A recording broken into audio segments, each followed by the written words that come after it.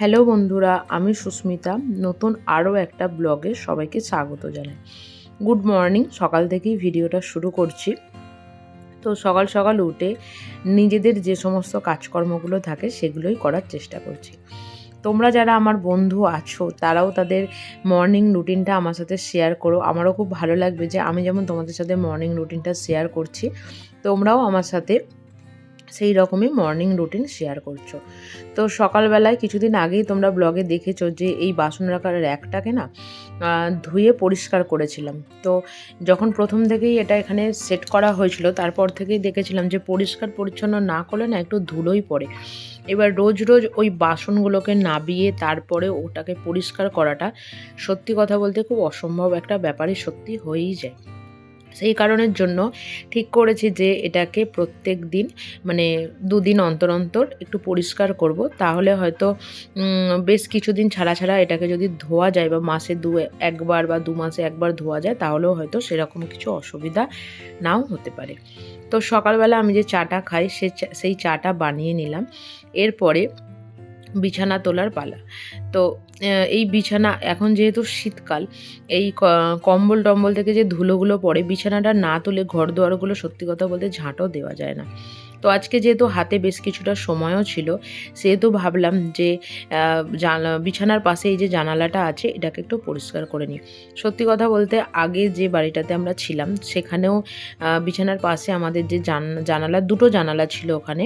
এখানে একটা জানালা। তো ওখানকার রাখার জায়গাটাও বেশ চওড়া ছিল।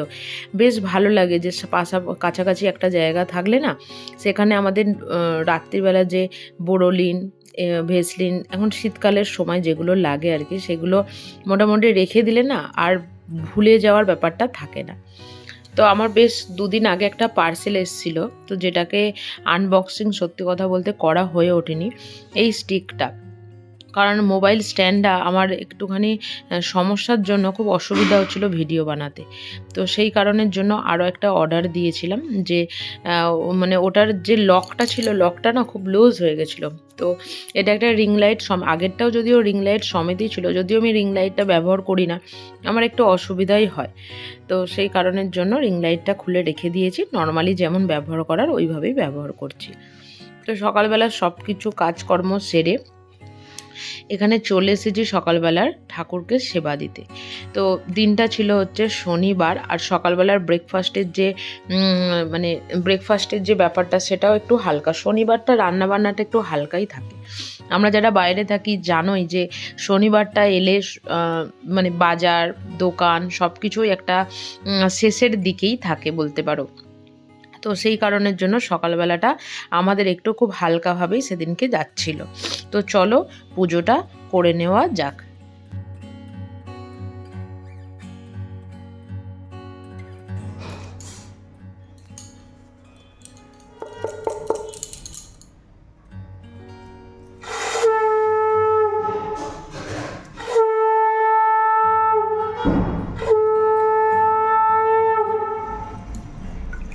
তো সকালবেলা পুজো টুজো সমস্ত কিছু কমপ্লিট করে আজকে একজনের জন্য হচ্ছে ম্যাগি আর একজনের জন্য চা।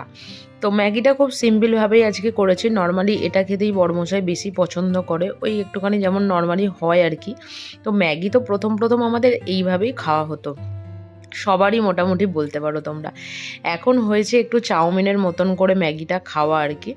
তো ও খুব একটা ওটা পছন্দ করেও না, তো এই সিম্পলভাবেটাই ভীষণ পছন্দ করে। তো ওপর থেকে একটু পেঁয়াজ কুচি, একটু কাঁচা লঙ্কা কুচি আর সামান্য পরিমাণে একটু ধনেপাতা কুচি দিয়ে এটা ও খেতে ভীষণ ভালোবাসে। আর এখানে এক ধরনের ভুজিয়া টাইপের পাওয়া যায়, জিনিসটা তোমাদের সাথে কোনো একটা দিন শেয়ার করব। মানে ওটা ওপর থেকে ছড়িয়ে দিলে না ভীষণ সুন্দর একটা খেতেও লাগে। তো এদিকে আমার চা আর রুটি রেডি হয়ে গেছে। তো আজকের সকালের ব্রেকফাস্ট তো এটাই ছিল। তো সকালবেলা আজকে ছাদে সেরকম কোনো কাজকর্ম ছিল না, কিন্তু তাও একটু এনার্জি দিয়েই গেলাম যে গাছগুলোতে একটু জল দেওয়ার জন্য, কারণ গাছগুলোতে জল না দিলে না সমস্ত গাছগুলো কীরকম শুকিয়ে শুকিয়ে যাচ্ছে। আর ঠান্ডাটা কম হওয়ার জন্য এখানকার যে গাঁদা গাছগুলো না সেগুলোও ভীষণভাবে নষ্ট হয়ে যাচ্ছে। এরপর আজকে দুপুরের রান্না করতে চলে এসেছিলাম। আজকে দুপুরে রান্নাবান্নাতে সেরকম কিছুই ছিল না, ছিল হচ্ছে একটু আলু ভাজা আর ছিল হচ্ছে খিচুড়ি। তো খিচুড়ির আলু ভাজাটা হয়ে যাবার পর খিচুড়ির যে মানে ইয়েটা ছিল, যে মশলাটা ছিল সেটাকে পুরোপুরিভাবে রেডি করে নিয়েছিলাম। কারণ এই খিচুড়ি বা আলু ভাজাগুলো প্রায় দিনই করে থাকি আর তোমাদের সাথে শেয়ারও করে থাকি। তো আজকে ভাবলাম যে খুব অল্প একটু শেয়ার করি তোমাদের সাথে। তো এই ছিল আজকের দুপুরের লাঞ্চটা। তো চলো লাঞ্চ টাঞ্চ করে নেওয়া যাক।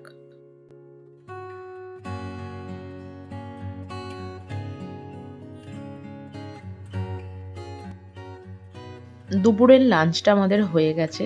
তো দুপুরের লাঞ্চ করে নেবার পরে অনেক কাজই থাকে সত্যি কথা বলতে বাড়িতে। টেবিল পরিষ্কার করা, তারপর রান্নাঘর পরিষ্কার করা। আর এই রান্নাঘর পরিষ্কার করাটা আপনাদেরকে আগেই বলেছি যে আমার একটা খুব শখের কাজ, খুব মানে বিরক্ত লাগে না।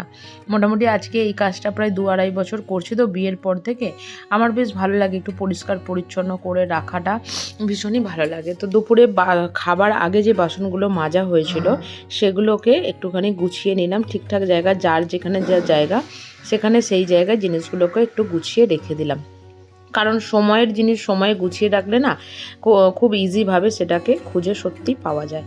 তো এরপরে দুপুরবেলার বাসন মাজার পালা। তো নিচে রাখার থেকে, নিচে সেই জল হওয়ার থেকে বাসন রাখার র্যাকটাকে যদি পরিষ্কার করে নেওয়া যায় তাহলে ওর মধ্যে রাখলেই সমস্যার সমাধান হয়ে যায়। তো এরপর রান্নাঘরটাকে খুব ভালোভাবে আমি পরিষ্কার করে নিচ্ছি।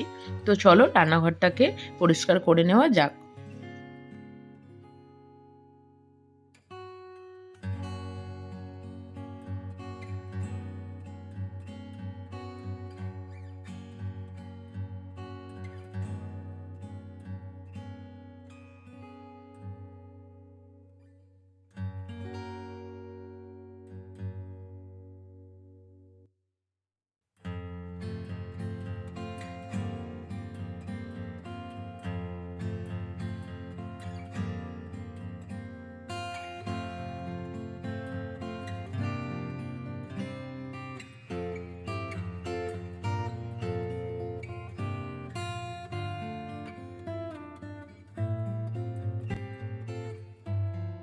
এই যে জিনিসটা দেখছেন, এই যে ঝুড়ির র্যাকটা, এগুলো সবই আমাদের ওই কাঠিয়ার থেকেই কেনা। ভীষণ শখের, মানে স্মৃতি রয়ে গেছে এগুলোর সাথে সাথে আর কি।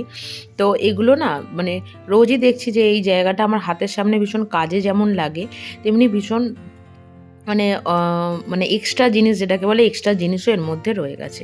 তো সেটাকেই আজকে একটু ঠিকঠাক করে গুছিয়ে নিলাম। ভীষণ অসুবিধা হচ্ছিলো, এই খুন্তিগুলো নিতে গেলে এটা পড়ে যাচ্ছে ওটা পড়ে যাচ্ছে। তার থেকে আজকে এটাকে খুব ভালোভাবে গুছিয়ে নিয়েছি। আশা করি আর এই সমস্যাটা আজকে আর হবে না। তো মোটামুটি রান্নাঘর পরিষ্কার হয়ে যাবার পরে আমি এখানে বাসনগুলোকে একটু ক্লিন করে নিচ্ছি। কারণ এই বাসনগুলো রয়ে গেলে না সেই বিকালবেলা বা সন্ধ্যাবেলা মাজতে সত্যি কথা বলতে আমার ভীষণ বিরক্ত লাগে। জানি না কে কে আমার সাথে একমত যে খাওয়া দাওয়া হয়ে গেলে সমস্ত কাজকর্ম গুছিয়ে একটু রেস্ট নেওয়াটাই মনে হয় একটু শান্তির কাজ। আর যারা আমার মতন একা থাকো তারা তো এই বিষয়টা আরোই বুঝবে। কারণ ওই সন্ধে দিতে যাবার সময় যদি দেখি যে বাসন পড়ে আছে তাহলেই খুব বিরক্ত লাগে।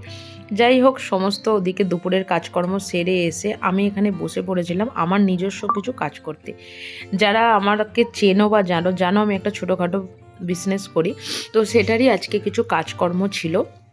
তো সেটাই যেহেতু সময় পেয়েছিলাম সেহেতু সেই কাজটা আজকে সেরে নিচ্ছিলাম। তো আজকের ব্লগটা এখানেই শেষ করলাম। যদি কিছু ভালো লেগে থাকে অবশ্যই ব্লগটা লাইক করো, শেয়ার করো এবং চ্যানেলটি অবশ্যই সাবস্ক্রাইব করে রেখো। দেখা হবে নতুন আরও একটা ব্লগে। সুস্থ থেকো, ভালো থেকো এই কামনাই করি। টাটা।